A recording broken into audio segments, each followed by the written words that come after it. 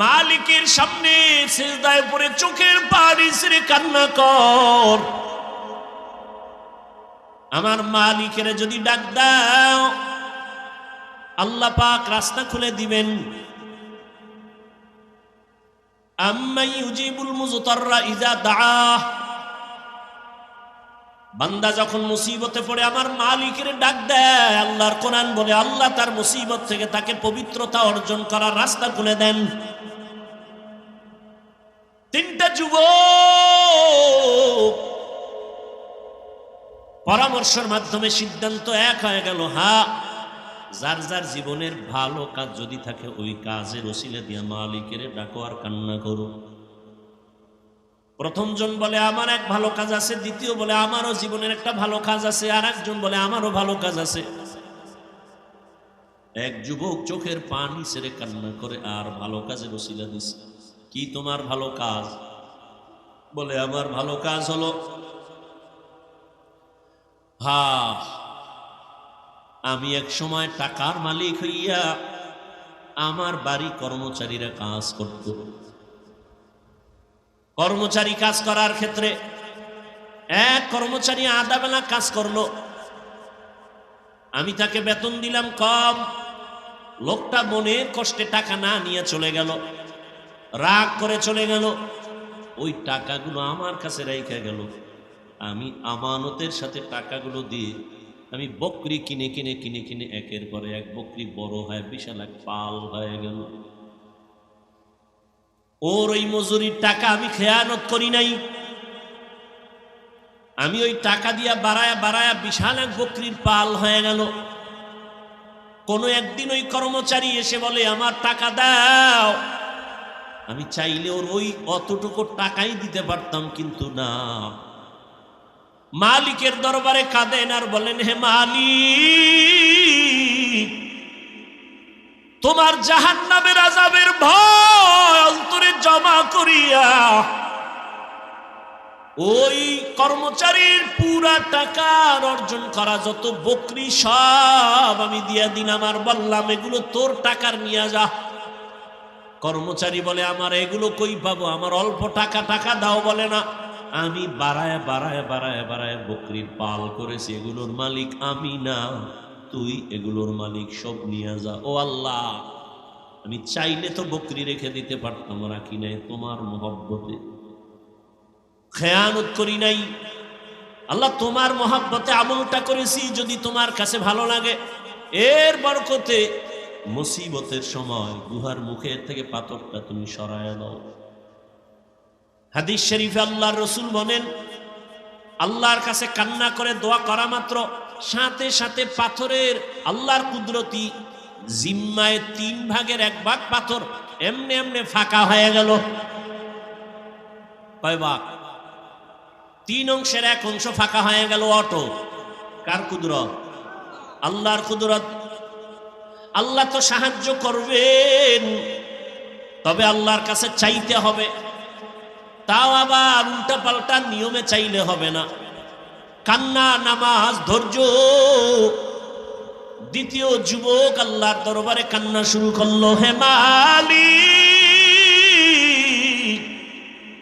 আমার জীবনে একটা ভালো কাজ আমি করেছি। কি? আমি একদিন আমার বয়সের যৌবন কালে আমি আমার চাচার বাড়ি বেড়াইতে গেছিলাম। আমার চাচার বাড়ি এক জরুরতে যাইয়া আমি দেখি বাড়ির মধ্যে আমার চাচাও নাই, আমার চাচিও নাই, তারা অন্য জরুরতে কোথাও গেলেন। আমার ঘরের মধ্যে, চাচার ঘরে উপযুক্ত এক যুবতী আমার চাচাতো বোনকে আমি পেয়ে গেলাম।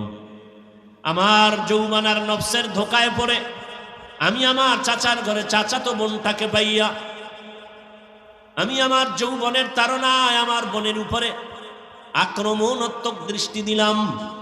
লোভানক দৃষ্টি দিয়া যখন আমি বোনটাকে মাটির মধ্যে ফেলে দিলাম, আমি এক পর্যায়ে চাচাতো বোনের বুকের উপরে উঠে বসছি। এমন সময় আমি দেখি আমার চাচাতো বোন মাটির মধ্যে চিত হয়ে শুয়ে চোখের পানি ছেড়ে কান্না করতেছে।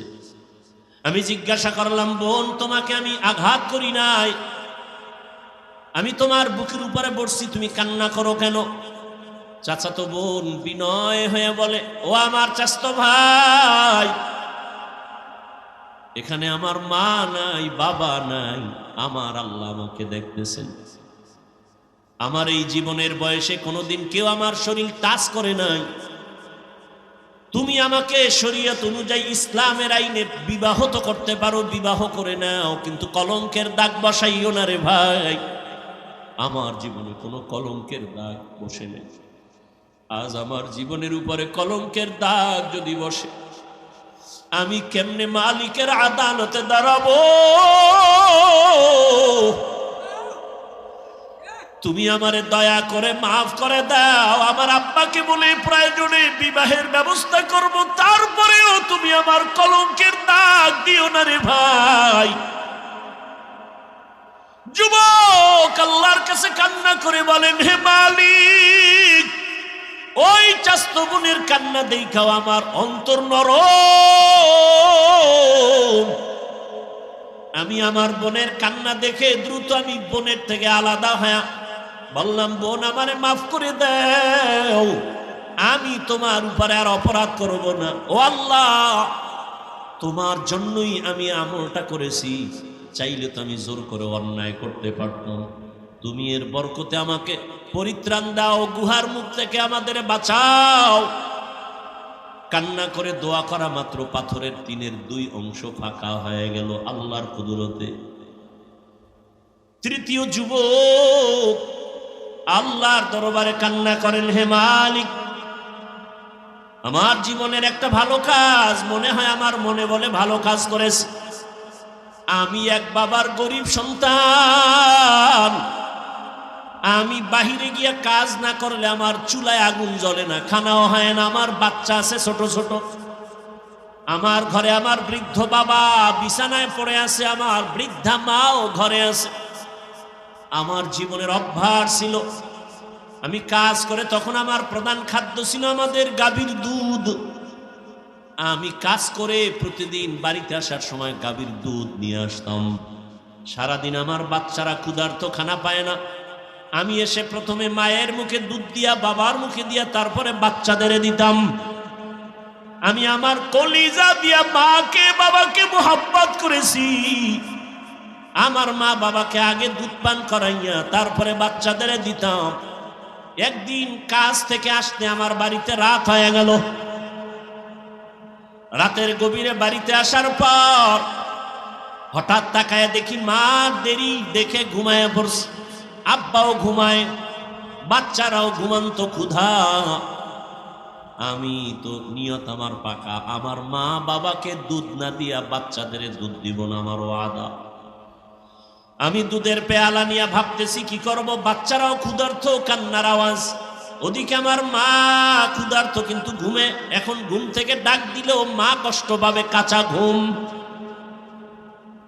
ওই যুবক বলে, তখন আমি মায়ের আদব আর দোয়া পাওয়ার জন্য আমি দুধের পেয়ালা নিয়ে মায়ের মাথার কিনারায় দাঁড়ায় আছি। আম্মা জান যখন সজাগ হবেন তখন আমি প্রথমে দুধ দিব, গাভীর দুধ পান করবে, তারপরে বাচ্চাদের দিব। আমি দুধের পেয়ালা নিয়ে দাঁড়ানো, মা ঘুমায়, বাবাও ঘুমায়, আমার বাচ্চাগুলো ক্ষুধার যন্ত্রণায় কান্না করে। এক পর্যায়ে বাচ্চাগুলো আমার পায়ের কাছে আইসা কান্না করে আর বলে, বাবা খানা দাও। আমি মাকে না দিয়া বাচ্চাদের দিব না, আমার ওয়াদ আমি দেই না। এক পর্যায়ে তাকায় দেখি ক্ষুধার তৃষ্ণা আমার বাচ্চাগুলো কান্না করে করে মাটির মধ্যে পড়ে ঘুমায় গেছে। রাতের গভীরে আমার আম্মা সজাগ হইয়া তাকায় দেখে আমি সন্তান দুধের পেয়ালা নিয়ে মায়ের কিনারায় দাঁড়ানো। মা তাকায় বলে, বাবা তুমি কি ঘুমাও নাই? আমি বললাম, মা তোমাকে আমি না খাওয়ায় কেমনে ঘুমাবো, আমার চোখে ঘুম আসবে না, কারণ তুমি আমাকে গর্বে নিয়ে কত রাত ঘুমাইতে পারো নাই রে মা, কত কষ্ট করেছো। আমার মতো সন্তানটা তুমি গর্বে রেখে খাইতে পারো নাই, ঘুমাইতেও পারো নাই রে মা। আমার চামড়া খুলিয়া জুতা বানাইলেও তোমার ঋণ আদায় হবে না। ও ও মা, তোমাকে না খাওয়াই আমি কেমনে ঘুমাবো? আমার চিন্তায় তুমি কত রাত ঘুমাইতে পারো নাই রে মা। আমার অসুস্থতার কারণে তোমার ঘুম চোখে আসে নাই রে মা। তোমারে আমি ক্ষুধার্ত রাইখা কেমনে ঘুমাই? তোমার জন্য দুধের পেয়ালা নিয়ে দাঁড়ানো। হঠাৎ আম্মাজান তাকায়া দেখে আমার পায়ের কিনারে আমার বাচ্চাগুলো কান্না করে করে ঘুমিয়ে পড়েছে। মা আরো আশ্চর্য হইয়া আমাকে ধমক দিয়ে কয়, বাবা, আরে আমার নাতিদের কেন তুই কষ্ট দিয়েছ? ওদেরকে কেন খানা দেও নাই? আমি মাকে বলছিলাম, মা, তোমার মুখে না দিয়ে আমি কারো মুখে দুধ দিব না, বাচ্চাদেরও দেই নাই। আমার আম্মা জান দুধ পান করার আগে একটা চিৎকার দিয়া দোয়া করেছে, হে মালিক, আমার কলিজার সন্তান আমার জন্য এতটা ত্যাগ স্বীকার করলো, কোরবানি করলো। ও আল্লাহ, তুমি ওরে দোজাহানে কামিয়াবি দান করিও। আমার আম্মা দোয়া করেছেন, ও আল্লাহ, তোমার মোহাব্বতে কাজটা করেছি রে আল্লাহ।